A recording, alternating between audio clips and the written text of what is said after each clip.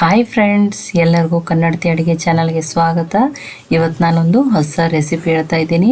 ನಿಮ್ಗೆ ಒಂದೇ ಥರ ಸಾಂಬಾರು ತಿಂದು ಬೋರ್ ಆಗಿತ್ತಂದ್ರೆ ಈ ಸಾಂಬಾರನ್ನು ನಾನು ತುಂಬ ಈಸಿಯಾಗಿ ಟೇಸ್ಟಿಯಾಗಿ ಮಾಡಿ ತೋರಿಸ್ತಾ ಇದ್ದೀನಿ.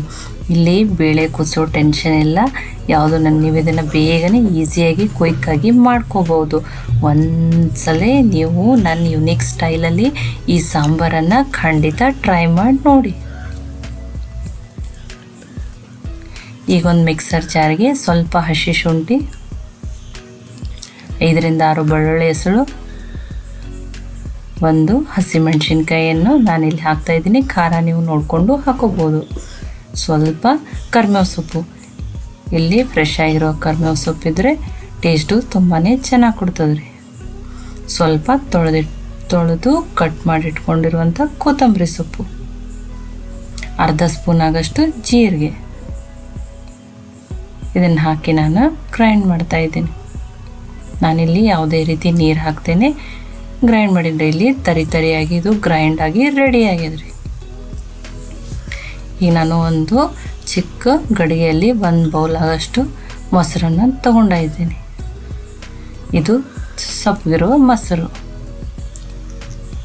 ಈಗ ಇದರ ಸಹಾಯದಿಂದ ಮೊಸರನ್ನು ನೀಟಾಗಿ ಬೀಟ್ ಮಾಡ್ತೀನಿ ರೀ. ಈಗ ಸ್ವಲ್ಪ ನೀರನ್ನು ಹಾಕ್ಕೊಂಡು ನಾನಿಲ್ಲಿ ಮಜ್ಜಿಗೆಯನ್ನು ತಯಾರು ಮಾಡ್ಕೋತಾ ಇದ್ದೀನಿ. ನೀವು ಎಷ್ಟು ಗಟ್ಟಿ ಬೇಕೋ ತೆಳು ಬೇಕೋ ನೋಡಿ ಮಾಡ್ಕೋಬೋದು.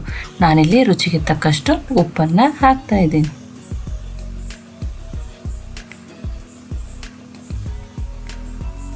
ಈಗ ನಾನು ಮಜ್ಜಿಗೆಯನ್ನು ರೆಡಿ ಮಾಡ್ಕೊಂಡಿದ್ದೀನಿ. ಇಲ್ಲ ನಾನು ತುಂಬ ತೆಳುವೂ ಇಲ್ಲ, ತುಂಬ ಗಟ್ಟಿನೂ ಇಲ್ಲ, ಆ ರೀತಿ ಮಜ್ಜಿಗೆನ ರೆಡಿ ಮಾಡಿ ಇಟ್ಕೊಂಡಿದ್ದೀನಿ ರೀ. ಈಗ ಒಂದು ಪ್ಯಾನ್ಗೆ 2 ಸ್ಪೂನ್ ಆಗಷ್ಟು ಆಯಿಲು, ಗ್ಯಾಸು ಮೀಡಿಯಮ್ ಫ್ಲೇಮ್ದಲ್ಲೇ ಇರಲಿ ರೀ. ಅರ್ಧ ಸ್ಪೂನ್ ಆಗಷ್ಟು ಸಾಸಿವೆ,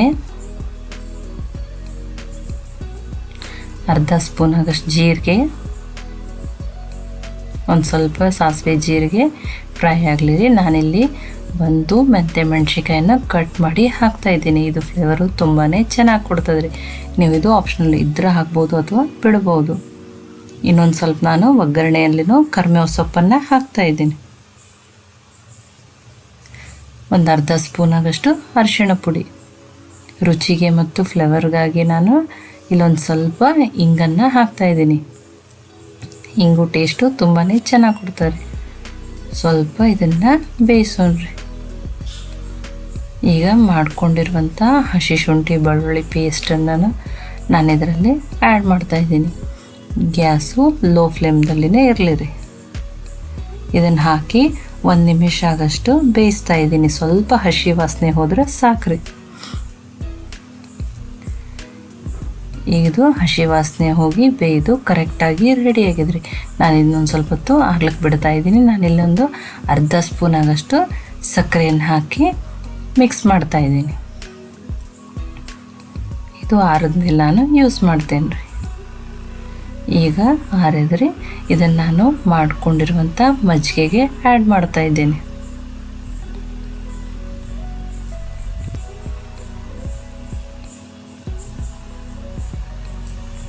ಮಜ್ಜಿಗೆಯಲ್ಲಿ ಆ್ಯಡ್ ಮಾಡಿ ಇದನ್ನು ಮಿಕ್ಸ್ ಮಾಡ್ತೇನೆ ರೀ. ಕನ್ನಡತಿ ಅಡುಗೆ ಚಾನಲನ್ನು ಸಬ್ಸ್ಕ್ರೈಬ್ ಮಾಡಿ, ಬೆಲ್ ಐಕಾನ್ ಪ್ರೆಸ್ ಮಾಡಿರಿ. ನೋಡಿರಿ, ಮಸಾಲೆ ಎಲ್ಲ ಮಜ್ಜಿಗೆ ಒಳಗೆ ಕರೆಕ್ಟಾಗಿ ಮಿಕ್ಸ್ ಆಯ್ತು ರೀ. ನೋಡಿ, ನಾನು ತುಂಬ ತೆಳುವೂ ಇಲ್ಲ, ತುಂಬ ಗಟ್ಟಿನೂ ಇಲ್ಲ, ಆ ರೀತಿ ಮಜ್ಜಿಗೆ ಸಾರನ್ನು ಮಾಡ್ಕೊಂಡಿದ್ದೀನಿ. ಮೊಸರು ಕಡಿಮೆ ಇತ್ತು, ಇದೊಂದು ಸ್ವಲ್ಪ ತೆಳು ಅನ್ಸಿತ್ತಂದ್ರೆ ನೀವೊಂದು ಅರ್ಧ ಸ್ಪೂನ್ ಆಗಷ್ಟು ಇದಕ್ಕೆ ಕಡಲೆ ಹಿಟ್ಟನ್ನು ಹಚ್ಬೋದು. ಅದನ್ನು ಟೇಸ್ಟು ಇದು ತುಂಬಾ ಚೆನ್ನಾಗಿ ಕೊಡ್ತದೆ ರೀ. ಈಗ ಇದು ಅನ್ನದ ಜೊತೆ ಮಜ್ಜಿಗೆ ಸಾರು ರೆಡಿ ಆಗ್ಯದ ರೀ.